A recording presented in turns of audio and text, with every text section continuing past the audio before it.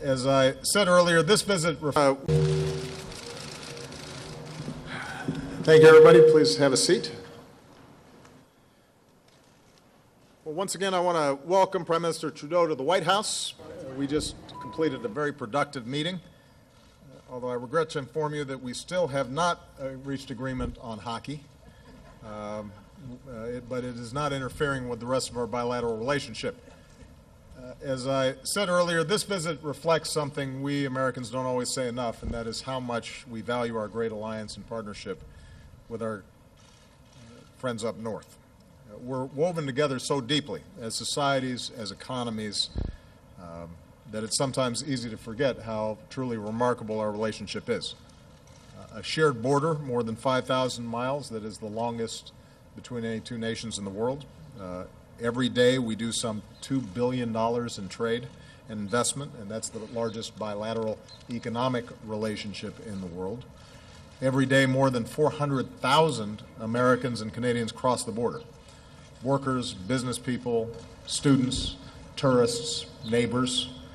And of course, every time we have a presidential election, our friends to the north have to brace for an exodus of Americans who swear they'll move to Canada if the guy from the other party wins. But typically it turns out fine.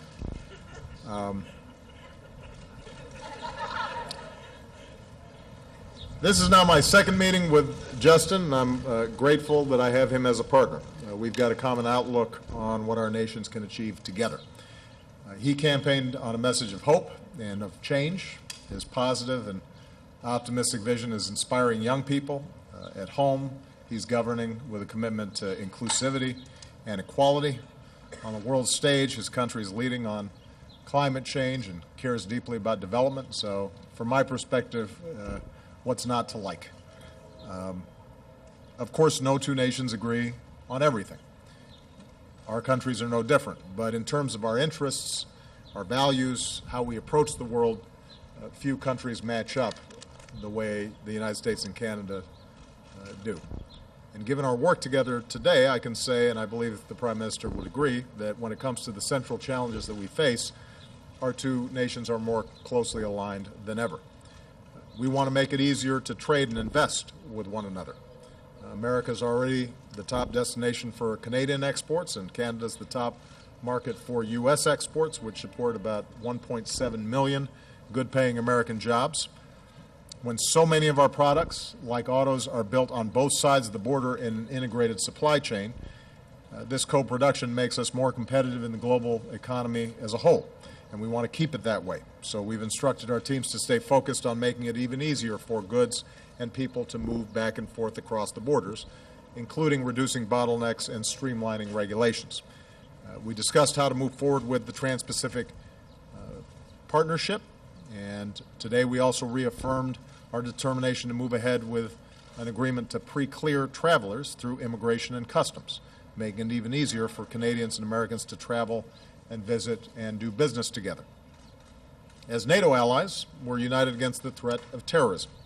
Canada is an extraordinarily valued member of the global coalition fighting ISIL, tripling its personnel to help train and advise forces in Iraq, stepping up its intelligence efforts in the region, and providing critical humanitarian support.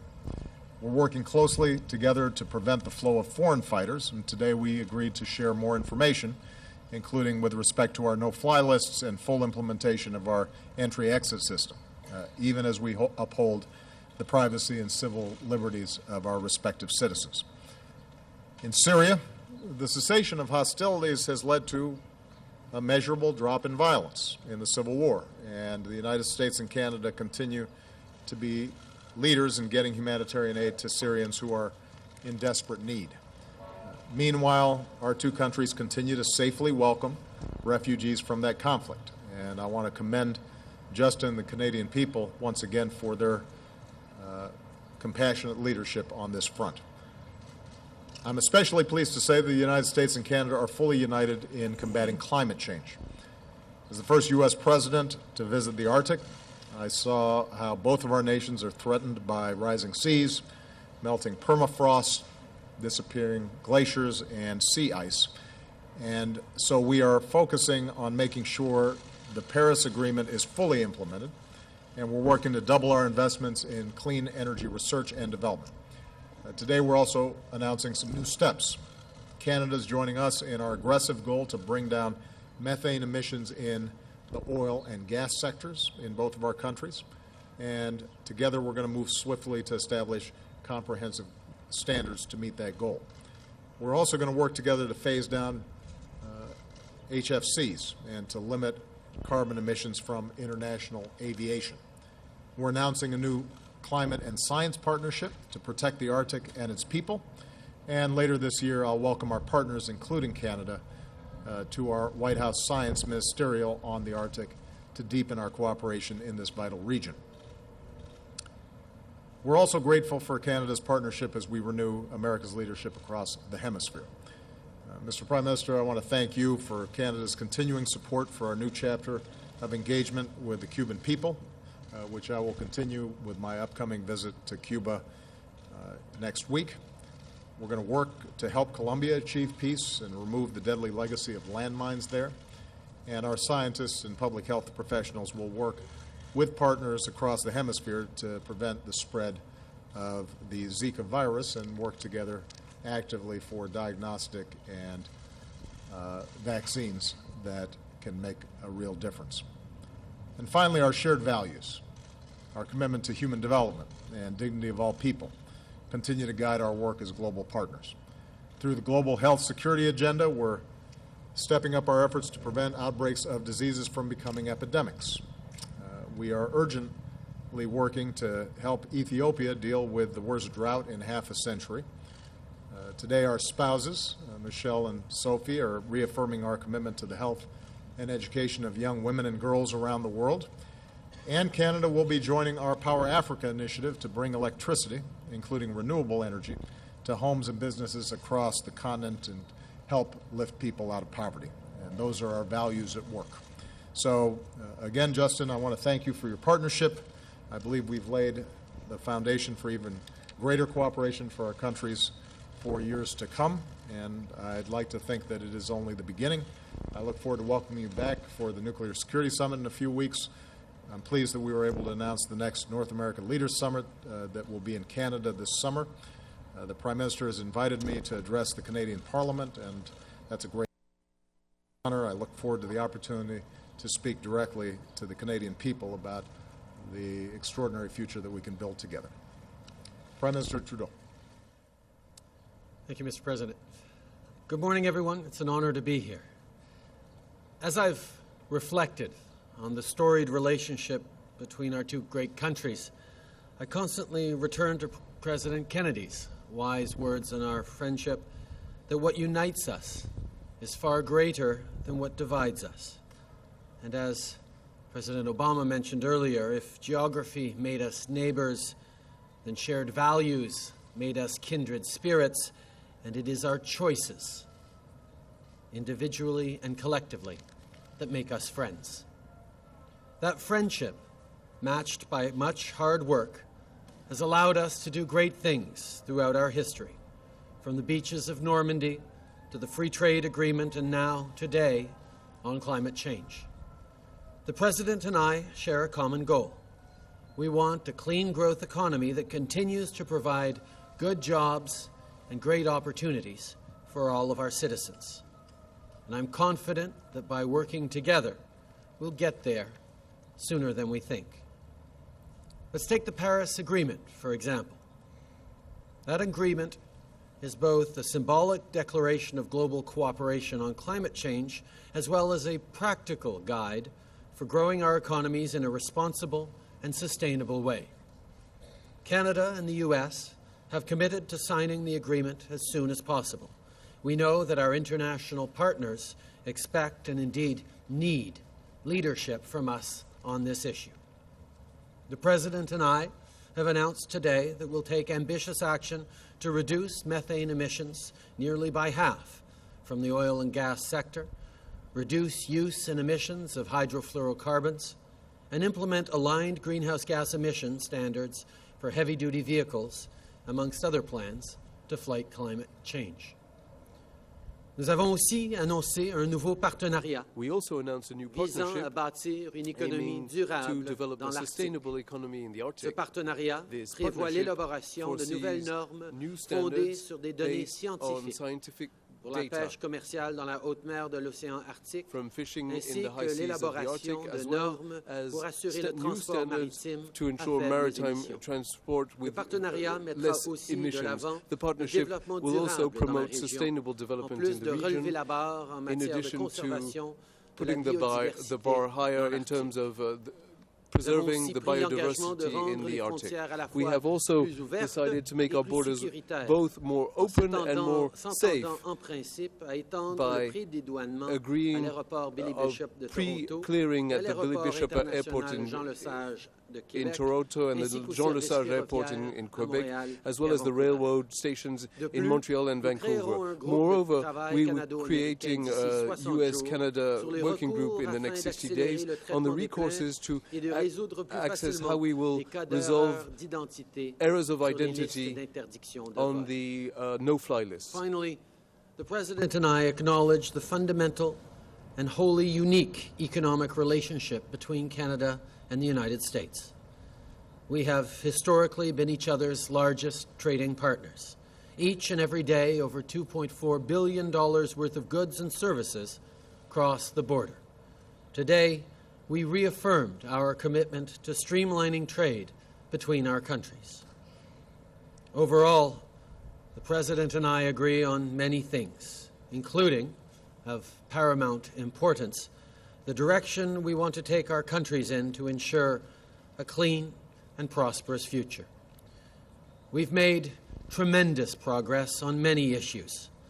Unfortunately, I will leave town with my beloved Expos still here in Washington. You can't have everything. I'd like to conclude by extending my deepest thanks to Barack for his leadership on the climate change file to date. I want to assure the American people that they have a real partner in Canada.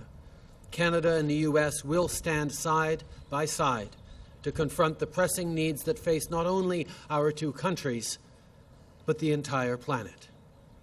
I'm very much looking forward to the remainder of my time here in Washington, so thank you again for your leadership and your friendship. I know that our two countries can achieve great things by working together as allies and as friends, as we have done so many times before. Merci beaucoup, Barack.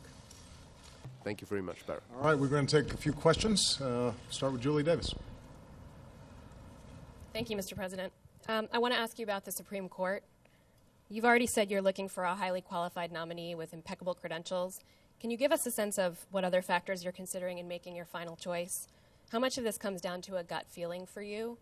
And does it affect your decision to know that your nominee is very likely to hang out in the public eye without hearings or a vote for a long time or maybe ever? And frankly, shouldn't that be driving your decision if you're asking someone to put themselves forward for this position at this point? For Prime Minister Trudeau, I wanted to ask you, we know you've been following our presidential campaign here in the U.S. As the President alluded to, you've even made a joke about welcoming Americans who might be frightened of a Donald Trump presidency to your country. What do you think the stakes are for you and for the relationship between Canada and the United States if Donald Trump or Ted Cruz were to win the presidency and to succeed President Obama? You obviously see eye to eye with him on a lot of issues. What do you think how would it affect the relationship if one of them were to succeed President Obama? Thank you. Even though it wasn't directed to me, let me just... I do want to point out, I am absolutely certain that in 2012, when there was the possibility that I might be reelected, there were folks who were threatening to go to Canada as well. And you know, one of the great things about a relationship like Canada's and the United States is it transcends party, and it's bipartisan in terms of the interests that we share. With respect to the Supreme Court, I've told you, Julie, what I'm looking for. I want somebody who is an outstanding jurist, who has impeccable legal credentials, who, by historical standards, would not even be questioned as qualified for the court. Obviously, it's somebody who I want to make sure follows the Constitution, cares about things like stare decisis and precedent,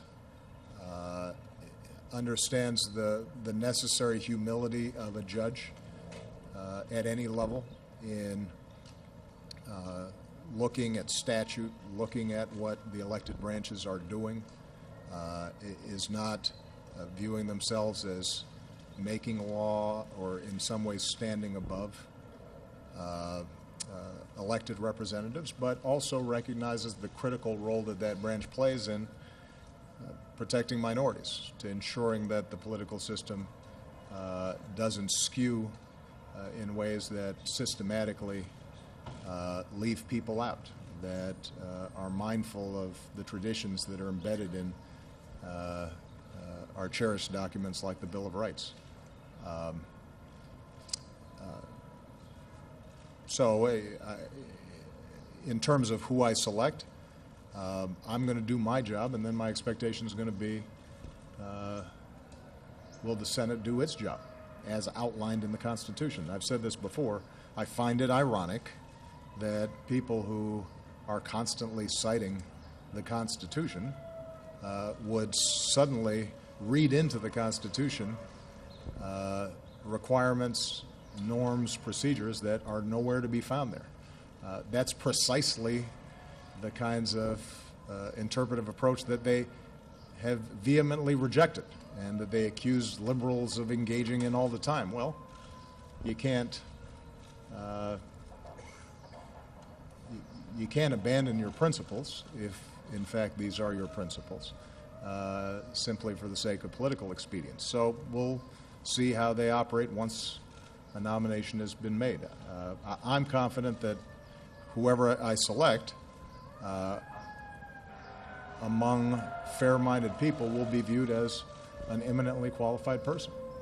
And it will then be up to Senate Republicans to decide whether they want to follow the Constitution and abide by the rules of fair play that ultimately undergird our democracy and that ensure that the Supreme Court does not just become one more extension of our polarized politics. If and when that happens, our system's not going to work. It's not that the Supreme Court or any of our courts can be hermetically sealed from the rest of our society.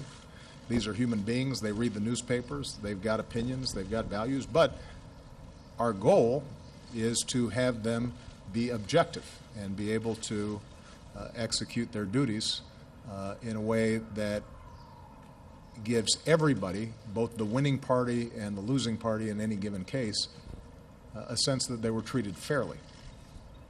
That depends on a process of selecting and confirming judges that is perceived as fair. And my hope is that cooler heads will prevail and people will reflect on what's at stake here once a nomination is made.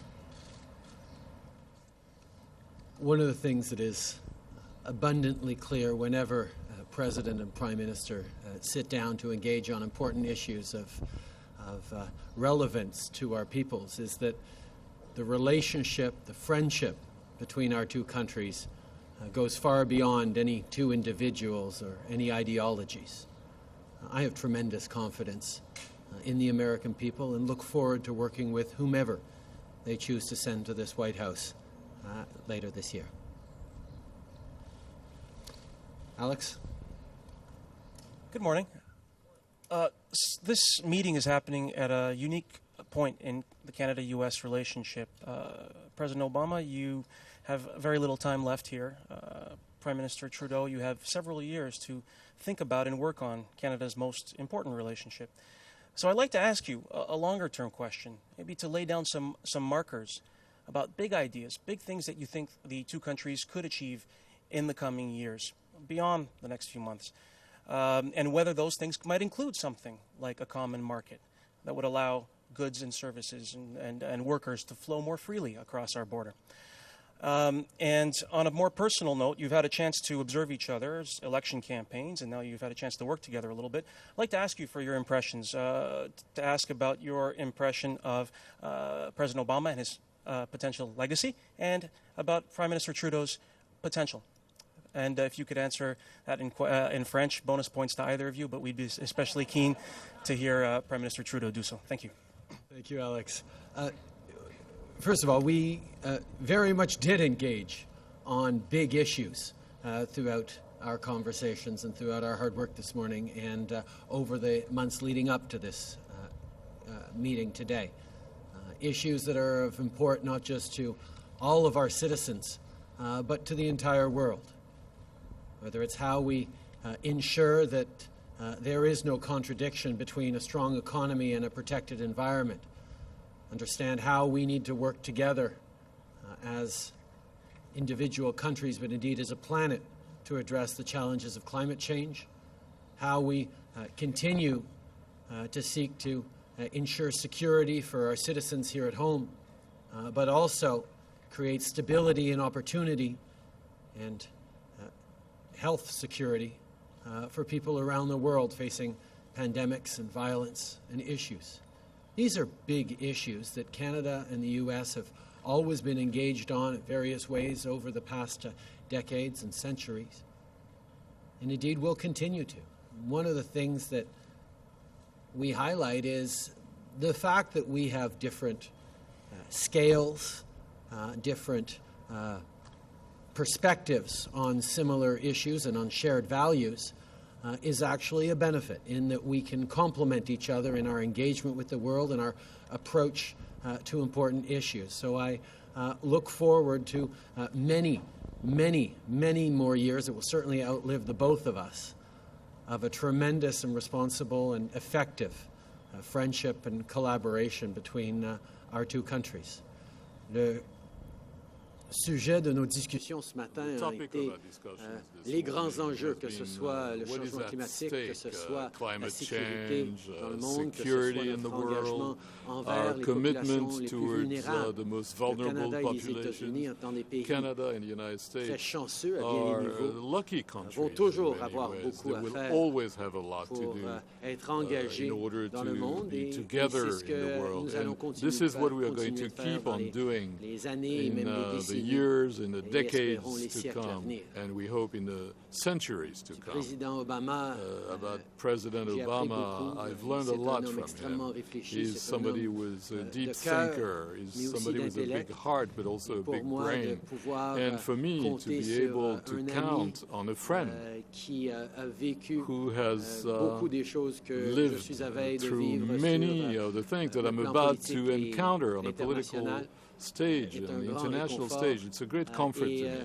And it is always great to have people that you can trust, people that you can count on personally, especially when you are facing very big challenges, such as we are doing right now in the United States and Canada. Always pleased to hear from President Obama how he has engaged with difficult issues of the past, because he is a man of both tremendous heart and tremendous intellect. And being able to draw on his experience and his wisdom as I face the very real challenges that our countries and indeed our world will be facing in the coming years is something that I appreciate deeply about my friend Barack. Well, Alex, was it? Let me just note, first of all, that the tenor of your question seems to imply that I'm old and creaky. Not the tenor of my answer, I hope. No, you managed it well. but don't think I didn't catch that.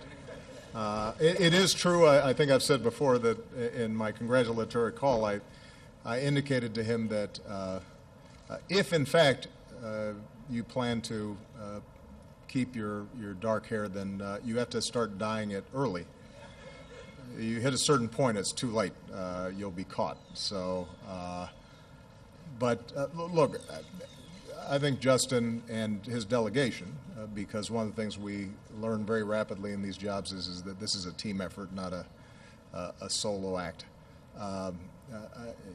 They're bringing the right values, enormous energy, enormous passion and commitment to their work, and perhaps most importantly, it's clear that they are keenly interested in engaging Canadian citizens in the process of solving problems. And I think that's how democracies are supposed to work, and their instincts are sound. And that's reflected in the positive response to the work that they've done so far, and I think that will carry them very far. And Justin's talent and concern for the Canadian people and his appreciation of the vital role that Canada can play in the larger world is self-apparent. He's, I think, going to do a great job, and we're looking forward to partnering with him. We're glad to have him and his team as a partner. And with respect to big ideas, look, to some degree, you don't fix what's not broken, and the relationship is extraordinary and doesn't, I don't think, need some set of revolutionary concepts. What it does require is not taking the relationship for granted. It does require steady effort. And perhaps most importantly, it requires, because we have so much in common, that we recognize on the big looming issues in the horizon,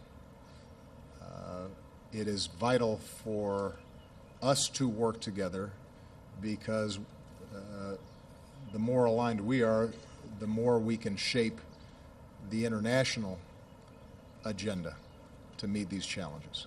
Climate change is such an example. This is going to be a big problem for everybody. There are countries that are going to be hit worse by it. In some ways, Canada and the United States, as wealthier countries, can probably adapt and manage better. On the other hand, we're also those responsible for a lot of the carbon pollution that is causing climate change. If we don't agree, if we're not aggressive, if we're not farsighted, if we don't pool our resources around the research and development and clean energy agenda that's required to solve this problem, then other countries won't step up and it won't get solved. That's a big idea. That's a really important effort. With respect to the economy, one of the things that Canada and the United States share is a commitment to a free market.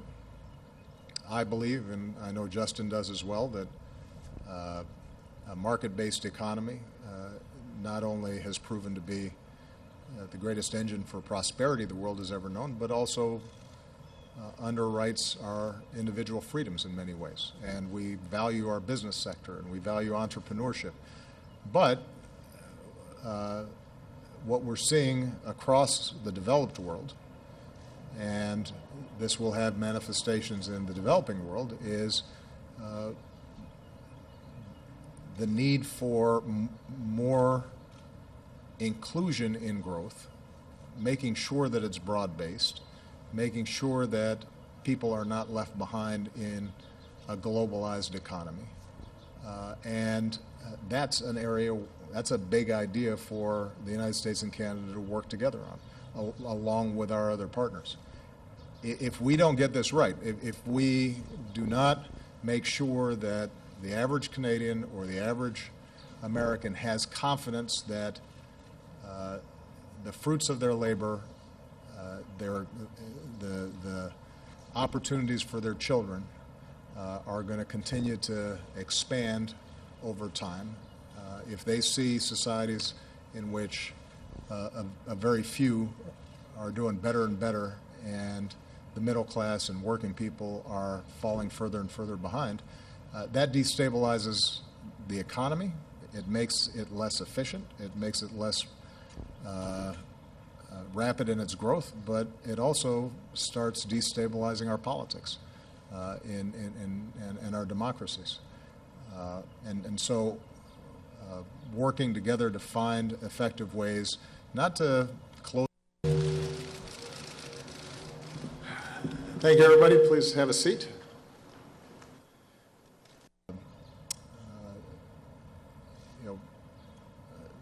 Forget that we are ourselves nations of immigrants and that diversity is our strength, but rather to say, yeah, the world's big, and we are going to help shape it, and we're going to value our openness and our diversity and the fact that we are leaders in a global supply chain, but we're going to do so in ways that make sure everybody benefits. That's important work that we're going to have to do together, and I know Justin shares that commitment just as I do. Margaret Brennan. Thank you, Mr. President. Some of your critics have pointed to the incredibly polarized political climate as under your administration as contributing to the rise of someone as provocative as Donald Trump. Do you feel responsibility for that or even some of the protectionist rhetoric from some Democratic candidates? Do you have a timeline for when you might make a presidential endorsement? And to follow on my colleague's question here, do you feel political heat is constraining your pool of viable Supreme Court nominees? Thank you. It's a threefer.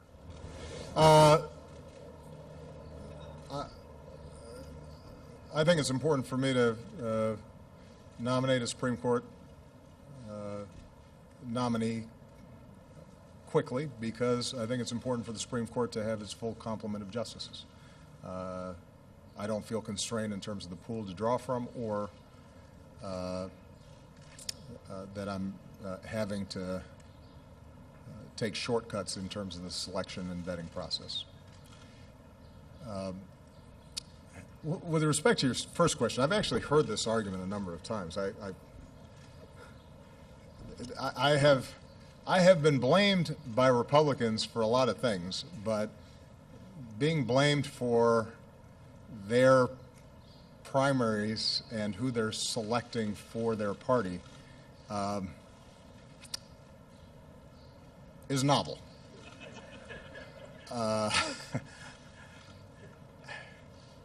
Look, I said at the State of the Union that one of my regrets is the degree to which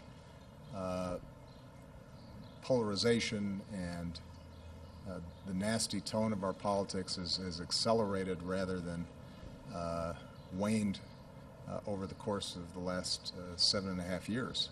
And I do all kinds of soul searching in terms of are there things I can do better to make sure that we're unifying the country.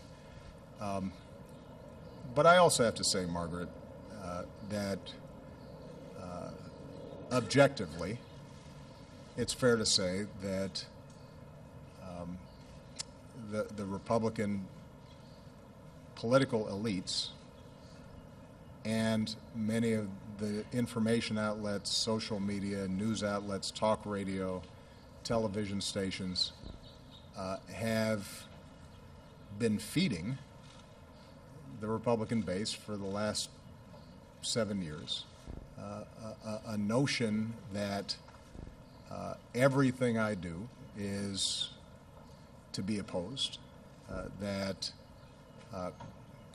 cooperation or compromise somehow is a betrayal, that maximalist, absolutist positions on issues are politically advantageous, that there is a them out there and an us, and them are the folks who are causing whatever problems you're experiencing. And the tone of that politics, which I certainly have not contributed to, I have not, I don't think that I was the one to prompt questions about my birth certificate, for example. I don't remember saying, hey, why don't you ask me about that? Why don't you question whether I'm American or whether I'm loyal or whether I have America's best interests at heart. Those aren't things that were prompted by any actions of mine. And so what you're seeing within the Republican Party is to some degree, all those efforts over a course of time, creating an environment where somebody like a Donald Trump can thrive. He's just doing more of what has been done for the last 7.5 years. And in fact, in terms of his positions on a whole range of issues, they're not very different from any of the other candidates. I mean, it's not as if there's a massive difference between Mr. Trump's position on immigration and Mr. Cruz's position on immigration. Mr. Trump might just be more provocative in terms of how he says it, but the actual positions aren't that different. For that matter, they're not that different from Mr. Rubio's positions on immigration, despite the fact that both Mr. Cruz and Mr. Rubio, their own families, are the products of immigration and the openness of our society. So I am more than happy to own the responsibility as president, as the only office holder who is elected by all the American people, to continue to make efforts to bridge divides and help us find common ground. As I've said before, I think that common ground exists all across the country. You see it every day in how people work together and live together and play together and raise their kids together. But what I'm not going to do is to validate some notion that the Republican crack-up that's been taking place is a consequence of actions that I've taken. And I what's interesting, I'll just say one last thing about this. There are thoughtful conservatives who are troubled by this, who are troubled by the direction of their party. I think it is very important for them to reflect on what it is about the politics they've engaged in that allows the circus we've been seeing to transpire, and to do some introspection, because ultimately I want an effective Republican Party. I think this country has to have responsible parties that can govern and that are prepared to lead and govern, whether they're in the minority or in the majority, whether they occupy the White House or they do not. And I've often said I want a serious, effective Republican Party, in part to challenge some of the blind spots and dogmas in the Democratic Party. I think that's useful. You mentioned trade, for example. I believe that there have been bad trade deals on occasion in the past, that oftentimes they have served the interests of global corporations but not necessarily served the interests of workers. But I'm absolutely persuaded that we cannot put up walls around a global economy, and that to sell a bill of goods to the American people and workers that if you just shut down trade somehow your problems would go away prevents us from actually solving some of these big problems about inequality and the decline of our manufacturing base and so on. And that's an area where some traditional conservatives and economists have had some important insights. But they can't be presented effectively if it's combined with no interest in helping workers and busting up unions and providing tax breaks to the wealthy rather than providing help to folks who are working hard and trying to pay the bills. And certainly is not going to be heard if it's coupled with vehement anti-immigrant sentiment that betrays our values. So, okay. I think that the Democratic voters are doing just fine working this out. I think it's useful that we've had a vigorous debate among two good people who care deeply about our country and who have fought hard on behalf of working people in this country for a long time. I think it's been a good conversation, and my most important role will be to make sure that after primaries are done, I'm bringing everybody together so that we focus on winning the general election. Emmanuel? Mr. President, I'll be asking the Prime Minister my question in French, but I will repeat it for you in English afterwards. Monsieur Trudeau, on vous a pas entendu parler du bois d'œuvre. Or, c'est un enjeu majeur qui plane sur la relation bilatérale. Donc, en avez-vous discuté? Est-ce qu'il y a des solutions qui se présentent pour éviter une reprise du conflit en octobre prochain?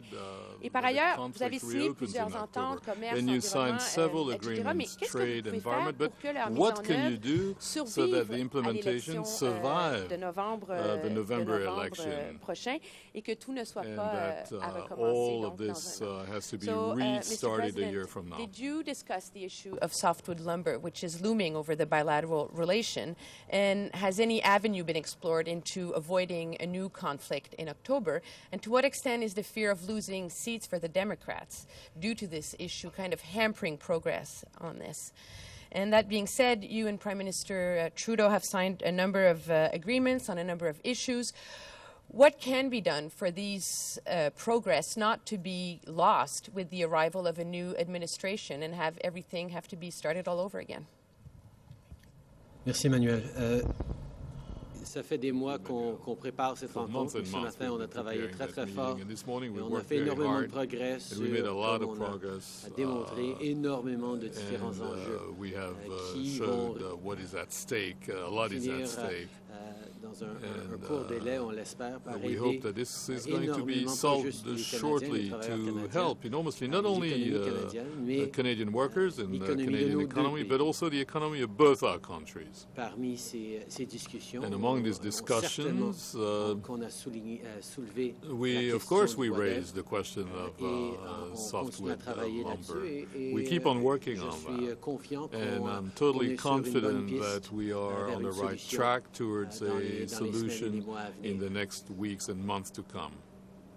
Now, in terms of the decisions that we've taken and the work we have done today, I'm extremely confident that what we have managed to achieve, the agreements that we have taken and the solutions that we have found for the problems that we face together, I'm confident that all this is going to become a reality, because at every stage, not only we're talking about what is good for one side or the other side, but we're talking about what is good for both countries. Our economies are so interwoven, our population so interconnected that we are going to have agreement, for instance, that will facilitate crossing of borders while incricing security of our citizens. This is good for both sides, and it is where we worked so hard together with a lot of progress and a lot of success today. We discussed and worked on many different issues over the course of an extremely productive meeting this morning, issues that have been worked on intensely by our respective friends, colleagues, and delegations over the past weeks and months. And certainly softwood lumber came up, and I'm confident that we are on a track towards resolving this irritant in the coming weeks and months. But in general, the issues that we made tremendous progress on, I'm extremely confident will move forward in a rapid and appropriate fashion because we found such broad agreement on issues that aren't just good for one of our two countries, but indeed both of our countries. For Canadians and Americans, for their jobs, for our kids and their futures, for workers, businesses, as we tackle challenges on the economy, challenges on the environment, and understand that working together in constructive, productive ways is exactly what this relationship and indeed this friendship is all about. So I'm feeling extremely good about the hard work that was done this morning and indeed about the work remaining to do over the coming weeks and months on the issues we brought forward today. This issue of softwood lumber will get resolved in some fashion. Our teams are already making progress on it. It's been a long-standing bilateral irritant, but hardly defines the nature of the U.S.-Canadian relationship. And we have some very smart people, and they'll find a way to resolve it. Undoubtedly, to the dissatisfaction of all parties concerned, because that's the nature of these kinds of things, right? Each side will want 100%, and we'll find a way for each side to get 60% or so of what they need, and people will complain and grumble, but it will be fine. And in terms of continuity, one thing I will say, this is an area where I'll play the elder statesman, and as Alex described me,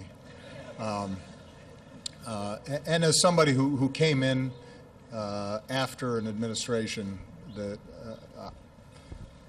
politically obviously saw things very differently than I did.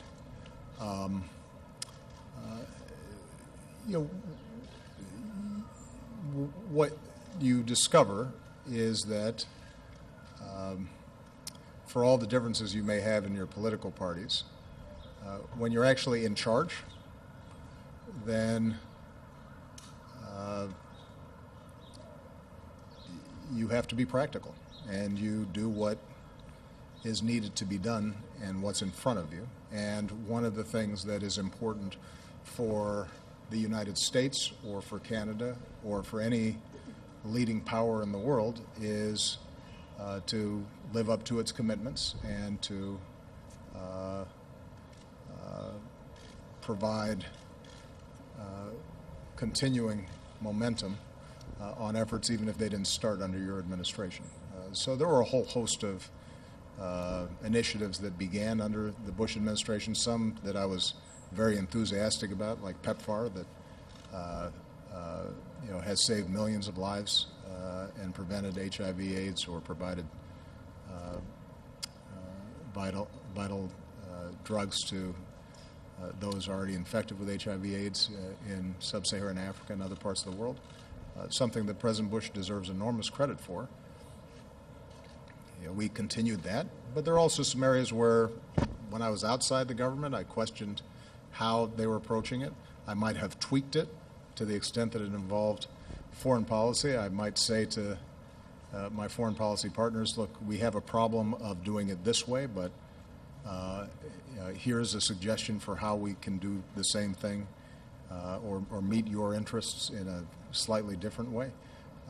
But you're always concerned about making sure that the credibility of the United States is sustained, or the credibility of Canada is sustained, which is why when there's turnover in governments, the work that's been done continues. And particularly when you have a close friendship and relationship with a partner like Canada, it's not as if work we're doing on the Arctic or on entry and exit visas vanishes when the next president comes in. Of course, I intend to make sure the next president who comes in agrees with me on everything, but just in case that doesn't happen, the U.S.-Canadian relationship will be fine. All right? Thank you, everybody. Thank you.